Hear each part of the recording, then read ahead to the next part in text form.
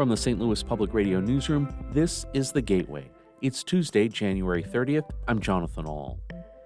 A 140-year-old crematorium in South St. Louis is now home to a new alternative to traditional burial practices. And so we're really, if anything, just proud to take a building that was just sitting for literally the past 2 decades empty and bring it back to life. St. Louis Public Radio's Sarah Fenton reports on a historic building that is one of the few places in the region that offers water cremation.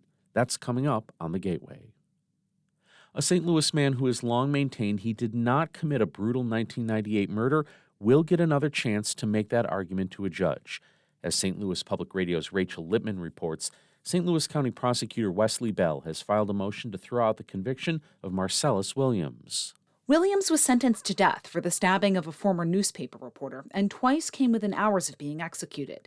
Earlier this month, Bell announced he was reviewing the case. Last week, he officially filed a motion to vacate the conviction. Bell says there is DNA evidence that excludes Williams as the killer. Tricia Rojo Bushnell is the executive director of the Midwest Innocence Project. She says her client is thankful a judge will finally get to hear that evidence. We know what this evidence proves. It's just needed to be able to get in front of a judge. And so we're just really looking forward to that opportunity. There is no timetable for the judge to start hearings in the case. I'm Rachel Lippman, St. Louis Public Radio. A bipartisan bill debated in a state Senate committee yesterday would ban child marriage in Missouri. Under current law, 16 and 17-year-olds are allowed to get married with parental consent. Marriage between a minor and anyone 21 or older is prohibited. The Missouri Independent reports the legislation under consideration would prohibit issuing marriage licenses to anyone under the age of 18 under any circumstances. Under the identical bills, co-sponsored by Republican Senator Holly Thompson Rader of Scott City and Democratic Senator Lauren Arthur of Kansas City, Missouri would join 10 states that have banned child marriage. Missouri lawmakers want to overhaul how the state's child welfare agency operates and how much employees get paid. St. Louis Public Radio's Jason Rosenbaum has more on efforts to make big changes to the state's Children's Division. Missouri's Children's Division is responsible for investigating allegations of child abuse and neglect. And since the agency has dealt with chronic staffing shortages, some GOP lawmakers want to increase the amount of contractors so the agency can focus on protecting children. Democratic State Representative Rachel Prouty of Ferguson says her top goal is to boost salaries for Children's Division employees who often leave to take better-paying jobs outside of state government. My priority is to ensure that for these departments that are working with children, that we are making sure that people, our employees, are there to take care of them. Governor Mike Parson wants to give state employees a 3.2% salary increase. I'm Jason Rosenbaum, St. Louis Public Radio. A campaign that launched this month is aimed at improving the health of Missourians. The Center for Disease Control and Prevention is funding the campaign by the Missouri Department of Health and Senior Services with the goal of preventing chronic disease in the state. One aspect of the campaign is to educate residents about the risk factors associated with each of the leading causes of death in Missouri. DHSS spokeswoman Lisa Cox says they'll also share information about changes a person can make to improve their health. Very simple changes can lead to healthier, longer lives, and we hope to see Missourians be more proactive to improve their own well-being this year. Cox says simple things like cutting back on sugar and salt and getting at least 10 minutes of exercise a day can have big impacts on a person's health.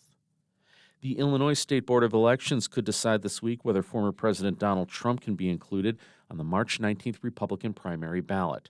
The board is scheduled to meet today to decide on the matter. A group of voters filed an objection arguing Trump's involvement in the January 6, 2021 riot at the U.S. Capitol mounted to an insurrection. They say that disqualifies him under a provision in the 14th Amendment. The board will also consider objections to the nominating petitions of President Joe Biden. A new cookbook is available that will help welcome and support new immigrants to the St. Louis area. It's a collaboration between Global Foods Market and the International Institute of St. Louis. The collection of recipes features international ingredients, local restaurants, and home cooks in the region. Some of the money from book sales will help fund the Institute's efforts. Shane Padizel is the Chief Operating Officer of Global Foods Group.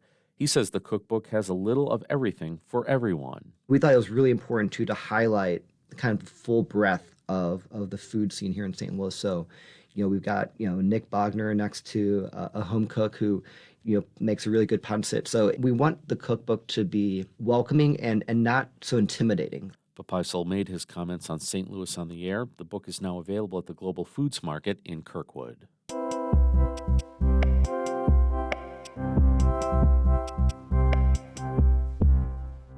A historic crematorium just west of Tower Grove Park has been vacant for years, but will soon get a second life as a home for a new kind of burial practice. St. Louis Public Radio's Sarah Fenton reports the building will soon be one of the region's only location to offer alkaline hydrolysis, which some people call water cremation. It's a frigid day in January, and funeral home operator John Hughes is watching a team of heavy machinery movers use a crane to maneuver a 1,900-pound steel tank off a flatbed truck. Yeah, I'll take everything loose right here. Okay. The tank, about the length of a small car and the shape of a submarine, needs to fit through a small door at the bottom of a 140-year-old crematorium on Sublette Avenue. Built in the 1880s and closed since the 1990s, the historic building in South St. Louis is now back in action. And so we're really, if anything, just proud to take a building that was just sitting for literally the past 2 decades empty and bring it back to life. The tank is used for alkaline hydrolysis, a method of preparing bodies after people die. Some people call it water cremation or aquamation, but unlike traditional cremation, it doesn't involve a furnace. Instead, a worker places a body in a steel tank along with the potassium hydroxide solution. The tank is heated to around 200 degrees Fahrenheit, which breaks down tissues and dissolves the body. After 6 to 8 hours, only bone fragments are left. Hughes says the process mimics what happens when a body is buried underground. What takes nature, anywhere from 2 to 20 years, takes hours here in our machine. And at the end of the process, you get the same mineral bone ash back as fire-based cremation. He's one of only a handful of people in the region who offers the service, but the process is becoming more popular as people become interested in environmentally friendly burial practices. Historians say funeral and burial rituals have always changed throughout history. The Missouri Historical Society's Amanda Clark organizes a 2-hour bus tour in the area called Beyond the Grave, which showcases how death practices evolve over time. Clark explains the crematorium building Hughes is moving into was one of the first in the country. She says when the first cremation was done there in the late 1880s, people were fascinated. The local newspapers, not only did they covered it in detail with diagrams, and you can tell it's very intentional. And I like to think, the whole thing with cremation is kind of letting go, like dropping that veil and making it less scary and less, strange. She says Hughes offering a new style of burial in the old building makes sense. To meet someone young as well who's just head on, like going into this and like has a respect for the space, but also is bringing it really into this modern space as well is fantastic. She and Hughes think alkaline hydrolysis, which now accounts for only a tiny fraction of burials, could see a boost in popularity in the years to come, just like cremation in the 19th and 20th centuries. It was practically unheard of back then for cremation. Very, very few people got cremated. Most everybody was buried. Now, in the state, for every 10 people that pass away, 5 or more will be cremated. And that's just going to rise as the years go on. We'll go ahead and take the rail out. At the crematorium, it takes the movers around 4 hours to glide the alkaline hydrolysis tank through the stone door and into the basement of the 140-year-old building. So how do you feel right now watching? I'm okay. Yeah, we're hanging in there. The team finally guides the tank to the corner of the crematorium's basement. Hughes fiddles with the touchscreen on the side of the machine, and the tank hums to life. That's what it's supposed to sound like? It's supposed to, yeah. It's on. The tank is now up and running in its new home. Hughes says he respects that alkaline hydrolysis isn't for everyone, but as history has shown, there are always people interested in trying something new. I'm Sarah Fenton, St. Louis Public Radio. Our David Cazares edited that report. You can read more about this story from the Midwest Newsroom's Holly Edgell at our website, stlpr.org. The Gateway is a production of the St. Louis Public Radio Newsroom. Music by Ryan McNeely of Adult Fur. We are a member-supported service of the University of Missouri St. Louis. And thanks to the Gateway founding host, Wayne Pratt, who reminded me that doing the morning shift does tend to age someone kind of quickly. What takes nature, anywhere from 2 to 20 years, takes hours here. I'm Jonathan Ahl, and from the St. Louis Public Radio Newsroom, this has been The Gateway.